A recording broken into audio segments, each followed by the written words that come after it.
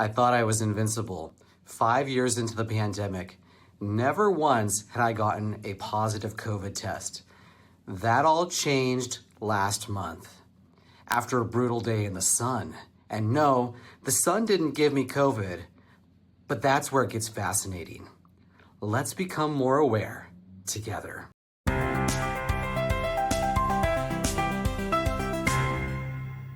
It all started one Monday afternoon, though I didn't know it at the time.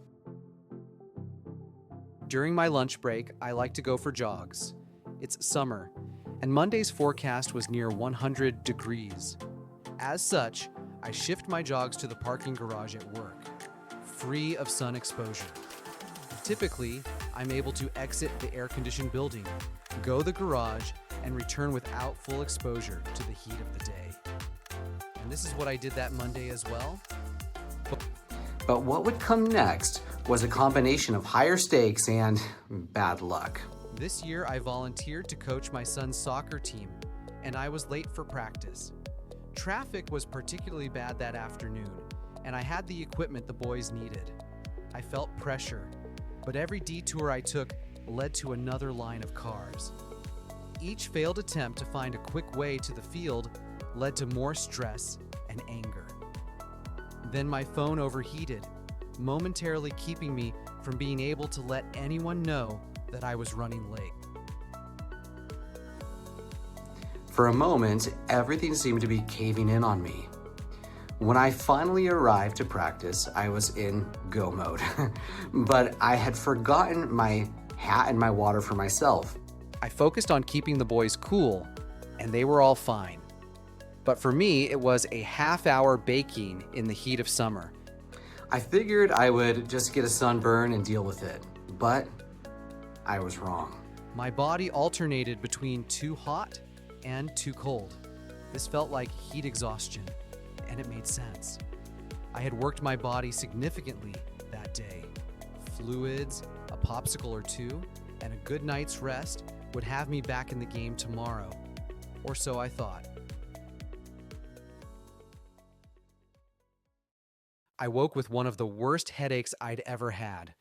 My body ached all around, still with heat spells and chills. All I wanted to do was sleep. This must have been some really bad heat exhaustion or heat stroke, but I never ran a temperature. And the symptoms, they didn't subside like they might have if I had just cooled my body. This was something else. My wife encouraged me to get a COVID test, and sure enough, positive. How in the world? What in the world? Did I really get COVID from heat exposure? If there's a villain in the story, it's not COVID itself, it's inflammation. In small doses, inflammation is your body's repair crew, patching up injuries, fighting germs, keeping you alive. But what about too much inflammation? That's when the story turns. When you're overheated, your body kicks up inflammation to protect and repair tissue damage from the heat, including skin cells that have been damaged by UV light. That inflammation pulls immune resources away from other jobs, like keeping viruses in check. Think of it as all the firefighters in your town rushing to one blaze, while small fires start popping up somewhere else. And here's where it gets interesting. This isn't just about viruses. People with migraines, chronic pain, IBS, autoimmune conditions, they'll tell you that a day in extreme heat can trigger a flare. Why? Same culprit. Inflammation. Heat stresses your body. It changes blood flow. It activates immune messengers called cytokines that fan the flames of inflammation.